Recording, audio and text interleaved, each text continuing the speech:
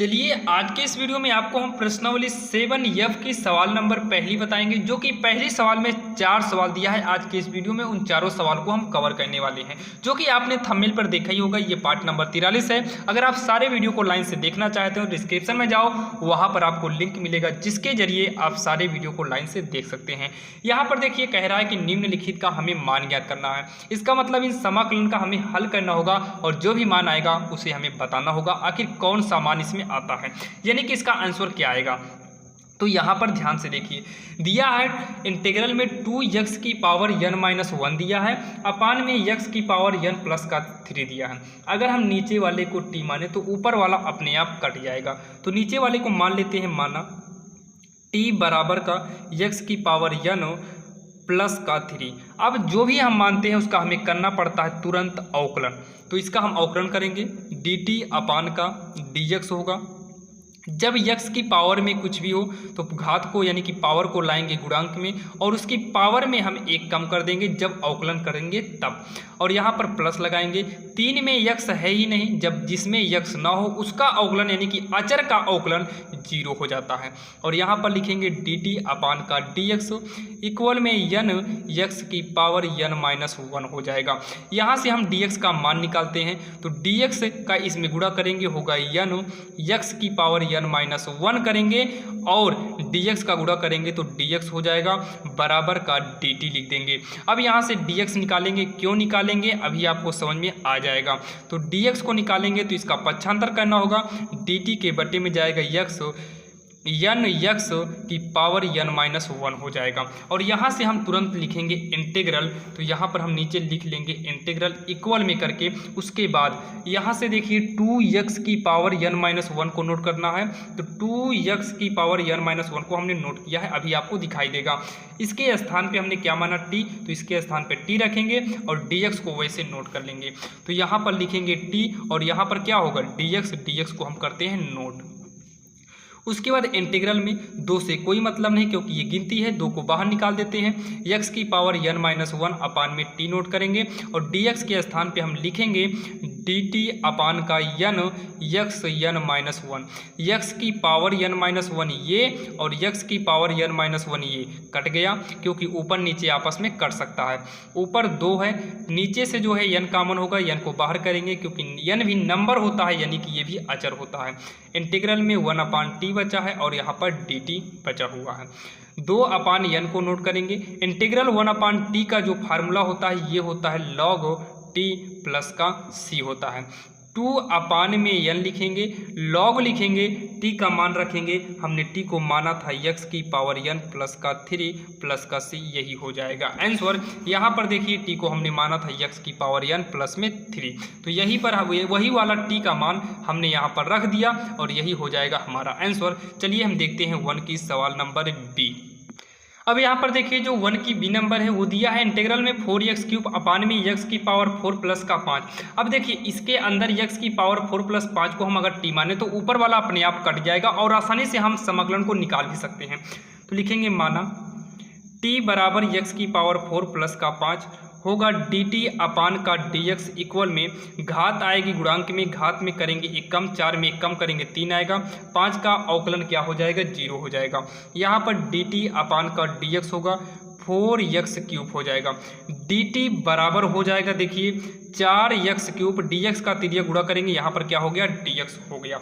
अब यहाँ देखिए इंटीग्रल लिखेंगे, जहाँ पर देखिए 4x³ और dx है, यानी कि इसके स्थान पे देखिए 4x³ dx के स्थान पे क्या हो गया t, तो यहाँ पर हो गया dt, क्या होगा dt हो जाएगा।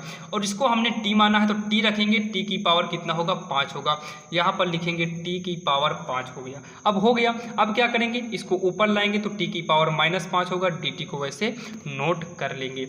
अब यहाँ देखिए पावर में 1 जोड़ेंगे तो -5 में 1 जोड़ेंगे, क्योंकि समाकलन का नियम है घात में 1 जुड़ता है और उसी घात को उठाकर हम बटे में कर देते हैं। प्लस का c तो लगाएंगे क्योंकि एक निरपेक्ष अचर माना जाता है।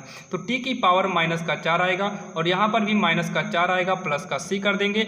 उसके बाद इस टी का मान रखेंगे तो 1/-4 को लिख लेते हैं। इस टी के स्थान पे हम टी का मान रखेंगे। टी को हमने माने थे x की पावर 4 प्लस का 5, तो यहाँ पर हो जाएगा x की पावर 4 प्लस का 5 और इसकी भी पावर में माइनस का 4 प्लस का सी, यही हो जाएगा आंसर में। अगर इस पावर को प्लस बनाना है तो आप बटे में भेज सकते हैं, बाकी आप यही कर दीजिए, यही आपका आंसर हो जाएगा। चलिए हम देखते हैं सवाल नंबर 1 की सी नंबर।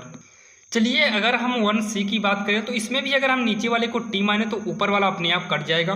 तो लिखेंगे माना t बराबर का 9 - 4x² हो जाएगा dt/dx इक्वल 9 का जो अवकलन करेंगे 0 होगा, क्योंकि t मानने के बाद हम अवकलन ही करेंगे। और माइनस लिखेंगे 4 तो पहले से है, घात आएगी गुणांक में, घात में करेंगे 1 कम, 2 में 1 कम करेंगे 1 होगा, जो कि 1 लिखा नहीं जाता है। तो हो जाएगा dt/dx।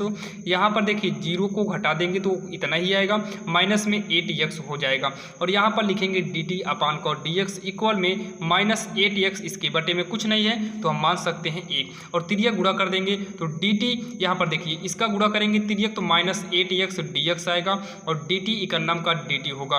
तो dx इक्वल में dt/-8x हो जाएगा। अब यहाँ पर देखिए तुरंत ऊपर लगा है इंटीग्रल, इस इंटीग्रल को तुरंत यहाँ पर नीचे नोट करेंगे इंटीग्रल। अब यहाँ देखिए ऊपर x था तो x को नोट कर लेंगे और नीचे इस पूरे को t माने हैं तो इसके स्थान पे t होगा और dx को नोट कर लेंगे। तो यहाँ पर देखिए इसके स्थान पे t है क्योंकि इसको हमने t माना था और यहाँ पर dx है तो dx को नोट करेंगे। x था, यहाँ पर हमने क्या माना t, तो हम यहाँ पर t लिखेंगे। उसके बाद इंटीग्रल x/t dx के स्थान पे हम यूज करेंगे dt/-8x। x को x से क्या करेंगे, काट देंगे, क्योंकि समाकलन निकालते समय x ही प्रॉब्लम कर रहा था तो x को हमने हटा दिया। अब -8 को बाहर निकालेंगे तो 1/-8 बाहर चला गया, 1/t और यहाँ पर dt हो गया, जो कि इसका फार्मूला तो आपको पता होगा। अगर इंटीग्रल में 1/t है तो इसका फार्मूला log में होता है, log t प्लस का c होगा। ये log है तो फिर से लिख देते हैं -8 log t का मान रखेंगे, t को हमने माना था 9 - 4x² और प्लस का c, यही हो जाएगा हमारा आंसर, जो कि ये सवाल नंबर 1C था।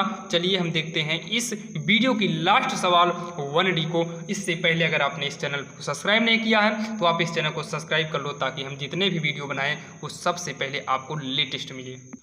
अब यहाँ पर देखिए जो सवाल नंबर 1D है, यहाँ पर देखिए इंटीग्रल में e की पावर √x है, जो कि e की पावर, अगर इंटीग्रल में e की पावर x dx है तो इसका समाकलन e की पावर x प्लस का c हो जाता है, यानी कि e की पावर में x अकेले होना चाहिए। यहाँ पर x के स्थान पर √x है, तुरंत मानेंगे माना t बराबर का √x, इसका अवकलन होता है, क्योंकि मानेंगे जब t मानने के बाद हमें अवकलन ही करना होता है। dt/dx, इसका अवकलन करेंगे 2/√x हो जाएगा, तिर्यक गुणा करेंगे dx इकन्नम dx होगा, 2√x dt हो जाएगा। और यहाँ पर तुरंत हम लिखेंगे इंटीग्रल, और इंटीग्रल में e की पावर क्या था √x, इसको हमने माना है t।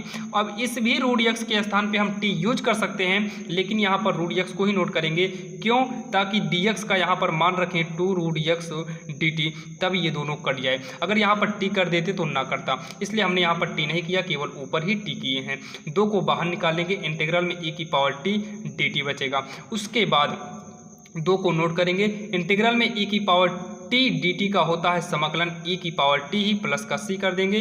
2 को नोट करेंगे, e लिखेंगे और पावर में t है, t का मान कितना है, √x है, तो t के स्थान पे हम लिखेंगे √x प्लस का करेंगे c, यही हो जाएगा हमारा समाकलन। चलिए अब आपको मिलेंगे नेक्स्ट वीडियो में, ऐसा ही वीडियो लेकर आते रहते हैं। अगर आप इस चैनल को नए हैं सब्सक्राइब कर लीजिए, ताकि हम जितने भी वीडियो बनाएं वो सबसे पहले लेटेस्ट आपको मिले। और आप इस चैनल पर अगर नए हैं तो आप प्लेलिस्ट में जाकर सारे वीडियो को लाइन से देख सकते हैं, क्योंकि हमने प्लेलिस्ट में आपको सारे वीडियो को लाइन से दे दिया है।